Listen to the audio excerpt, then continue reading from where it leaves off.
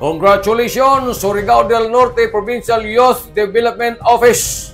Top 10 Outstanding Local Youth Development Office of the Philippines. Philippines Sangguniang Kabataan Award 2025. Dako naggarbo para sa tibuok probinsya ng Surigao del Norte.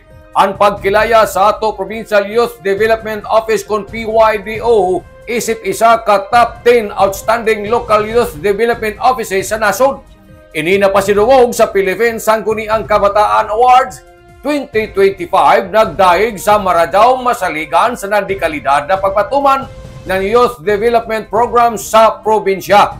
At pasidungog, nagpamatuod sa makanunayon na pagpaningkamot ng PYDO sa pagpahigadyo ng inklusibo sa eksakto na panginahanglan ng mga programa para sa kabatanunan ang hugot na kooperasyon iban sa Sangguniang Kabataan Federation sa non-youth organization sa 20 ka local government units sa tibuok probinsya. Sa ligo ng liderato ni Governor Barbers sanan sa masaligan na pagdumaya ni Department Head Vanessa Dayan P. Dubduban basta mapalapdan ang mga programa sa nan-oportunidad para sa mas maradaw na kaugmaon ng kabataunang Surigao nun.